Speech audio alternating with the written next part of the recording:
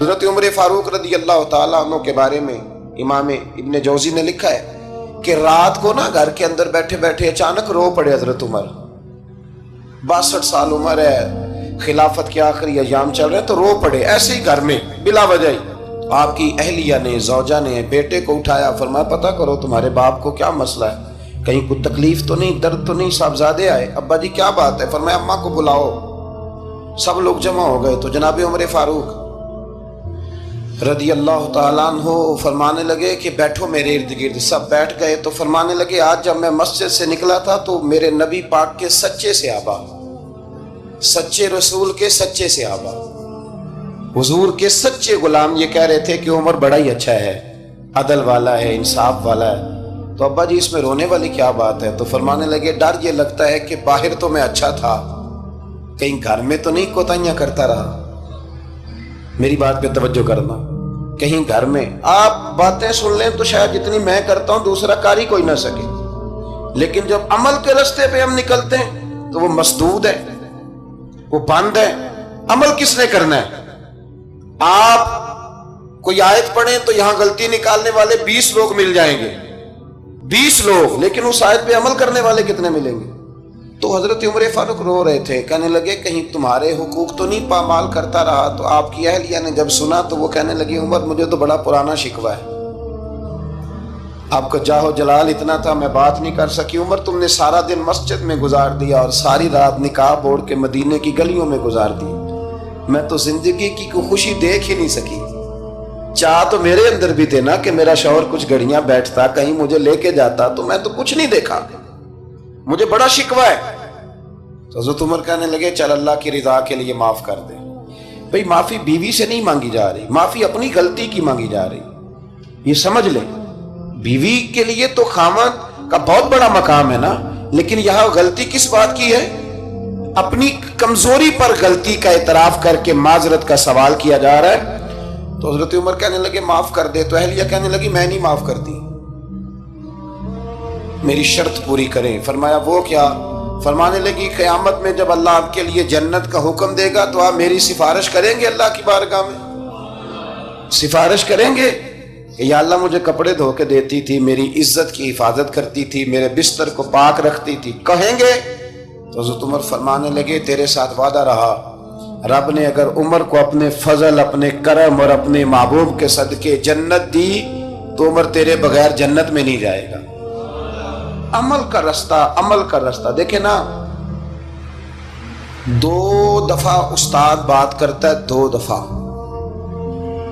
اور کوئی زیادہ، ایک تو ہے نا کہ ایم اے اور جناب ایم ایڈ اور ایم فل اور پھر پی ایچ ڈی قسم کا استاد. ایک وہ جو matric P T C teacher ہے نا، وہ 2 دفعہ اسٹوڈنٹ کو کام کہے تو تیسری دفعہ وہ ناراض ہو جاتا ہے، کہتا ہے میں 2 دفعہ کہا ہے. بچے کو آپ 2 دفعہ کہتے ہیں اور اگر تیسری دفعہ کہنا پڑے تو غصہ آتا ہے نہیں آتا؟ بھئی تو نے اتنی دفعہ کہا تو سمجھ نہیں رہا بات کو. اور اگر اللہ کریم قرآن مجید میں سینکڑوں دفعہ کہے نماز پڑھو، سینکڑوں دفعہ، اور یہ بہانے کر رہا ہے، یہ بھی پروگرام بنا رہا ہے، پھر کہتا ہے میں بے چین رہتا ہوں، میں بے قرار رہتا ہوں. عمل کا رستہ اس کو اختیار کریں، آپ سکون میں رہیں گے. بد عمل آدمی اور بے عمل آدمی یہ ہمیشہ پریشان رہتے ہیں. ہمیشہ عمل کریں، توبہ کریں تو پھر بدل جائیں، پھر تبدیلی آئے. اور یہ کوئی مشکل کام نہیں، جو بدلنے والے تھے وہ بدل گئے.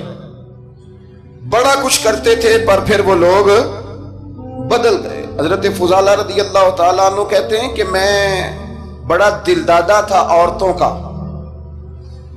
اور میرا ماحول یہ تھا کہ میں قتل بھی کر لیتا تھا، معاذ اللہ چوری بھی کر لیتا تھا، اور رات میری طبیعت تھی معاذ اللہ نئی سے نئی عورت کے پاس جانا. کہتے ہیں ابو جہل نے اعلان کیا کہ جو نبی پاک علیہ السلام کا سر اقدس معاذ اللہ کاٹ کے لائے گا، نقل کفر کفر نہ باشد، 100 سرخ اونٹ انعام ملے گا. تو میں نے ارادہ کر لیا کہ میں بہت سارا انعام حاصل کروں گا. قرآن مجید میں نا اللہ فرماتا ہے کہ بہت سارے لوگ ایسے ہیں جنہیں اگر میں رزق میں کشادگی دے دوں، زیادہ پیسے دے دوں، فرمایا باغی ہو جائیں، وہ سرکش ہو جائیں. یہ بہت سارے لوگوں کو جو اللہ تبارک و تعالیٰ اعتدال میں رکھتا ہے تو یہ ان کے لیے بہتر ہے. ہر بندہ دولت کے ہوتے ہوئے نیک ہو سکتا تو یہ اللہ اگر رکھتا ہے نا اعتدال میں تو شکر کرے اللہ کا، ورنہ تو لوگ عیاشیاں کریں، پتہ نہیں کیا کچھ کر گزرے۔ تو حضرت فضالہ کہتے ہیں کہ میں نے خنجر تیار کیا اور میں نے بغل میں اس کو چھپایا، اوپر میں نے چادر اوڑھ لی۔ اب مجھے پتا تھا ظہر کی نماز کے بعد نبی پاک صلی اللہ علیہ وسلم طواف کعبہ کے لیے، بیت اللہ شریف کے طواف کے لیے جاتے ہیں۔ کہتے ہیں میں بھی اس طرف بڑھا، رستے میں نا وہ خاتون جس کے گھر میں نے رات آنا تھا، میں نے دروازے پہ دستک دی، میں نے کہا کہ تیار رہنا، تیار رہنا، آج میں بڑے پیسے لے کے آؤں گا۔ اسے میں نے یہ کہا اور پھر میں چلا گیا بیت اللہ شریف کا طواف کرنے۔ کہتے ہیں اللہ کے محبوب بھی طواف کر رہے تھے تو میں نے بھی طواف شروع کر دیا۔ ارادہ یہ تھا کہ جہاں نبی پاک علیہ السلام میرے قریب سے گزریں گے تو موقع پا کر میں حضور کے جسم اقدس پر خنجر کھونپ دوں گا اور معاذ اللہ شہید کر دوں گا۔ کہتے ہیں حضور ایک دفعہ بھی میرے پاس سے گزرے تو میں ہمت نہ کر سکا، دوسری دفعہ بھی پاس سے گزرے تو میں ہمت نہ کر سکا، تیسری دفعہ بھی گزرے تو میں ہمت، نبی کریم صلی اللہ علیہ وسلم 2-3 دفعہ گزرے تو فرماتے ہیں کہ مجھے موقع نہ ملا، اس لیے کہ حضور فرماتے ہیں اللہ نے روب کے ساتھ میری مدد فرمائی، دشمن پر میرا روب طاری ہو جاتا ہے۔ فرماتے ہیں جب چکر پورے ہو گئے تو محبوب کریم نہ چھٹے چکر پہ فرمانے لگے فضالہ چکر ایک رہ گیا ہے، بے خبر ہو جو غلاموں سے وہ آقا کیا ہے، ایک پھیرا رہ گیا۔ کہتے طواف مکمل ہو گیا تو محبوب میرے قریب آئے، فرمایا وہ کام کرتے کیوں نہیں جس کے لیے آئے تھے؟ میں نے عرض کی یا رسول اللہ کون سا کام، کیسا کام؟ اندر تو چور تھا نا، بانج فقیروں کسے نہیں ماریا، اے ہوئی چور اندر دا، اندر چور تھا نا۔ کہتے ہیں حضور نے مجھے کندھے سے پکڑ کے ہلایا، فرمایا کرتے کیوں نہیں؟ جب حضور نے ہلایا تو وہ خنجر بھی پیروں میں گرا اور میں بھی رسول اللہ کے پیروں میں گر گیا۔ میں نے کہا حضور مجھے کلمہ پڑھا دیں۔ کہتے ہیں حضور نے پہلے میرے دل پہ دست مبارک پھیرا، پھر میرے نبی نے مجھے کلمہ پڑھا دیا۔ اب نا مرید ہونے والا کہتا ہے کہ جی آہستہ آہستہ میں ٹھیک ہو جاؤں گا۔ اب وہ آہستہ آہستہ کا کیا ترجمہ ہے یہ بالکل سمجھ نہیں آتی۔ بھئی کسی بندے سے 5 لاکھ روپیہ لینا ہے تو اس سے وہ کہتا ہے جی میں آہستہ آہستہ دوں گا، 500 روپیہ دے دیا کروں گا روز کا، تو کہتے ہیں میری رقم خراب ہوتی ہے، پورے دو۔ اور نیکی کی بات جب آتی ہے تو کہتے ہیں حضرت صاحب دین اتنا سخت نہیں ہے، میں آہستہ آہستہ ٹھیک ہو جاؤں گا۔ اب میں مغربی شاب پڑھنی شروع کر دی ہے میں نے، اب میں تسبیح لے لی ہے، کل میں نے بھی آہستہ آہستہ میں ٹھیک ہو جاؤں۔ یعنی رقم لینی ہو تو وہ آہستہ آہستہ قبول نہیں ہے، لیکن اور مکان کی رجسٹری اگر کرانی ہو تو مالک مکان کہے کہ آہستہ آہستہ کرا لو، کہتے ہیں پیسے پورے دیے، سویرے چل اور بیان دے۔ یہ کیا بات ہے؟ یہاں یہ جو ہمارا ماحول تھا نا کر لیں گے ہو جائے گا، یقین کریں لوگ قبروں میں چلے گئے ہیں پر مسجدوں میں نہیں آئے، ہر کام سے لوگ ریٹائر ہوئے پر گناہوں سے ریٹائر نہیں ہوئے، آخر تک تباہی اتر گئی لیکن لوگ بدلنے کو تیار نہ ہوئے۔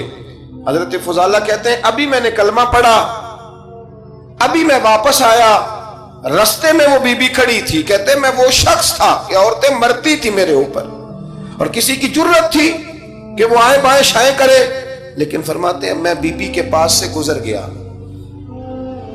پہلے تو اس کا خیال تھا رکے گا، لیکن جب میں رکا نہ تو دروازے پہ آئی، اور جب میں گزر گیا تو اس نے آواز دی، لیکن میں نے سنی انسنی کر دی، جب آگے بڑھا تو میرے پیچھے دوڑی۔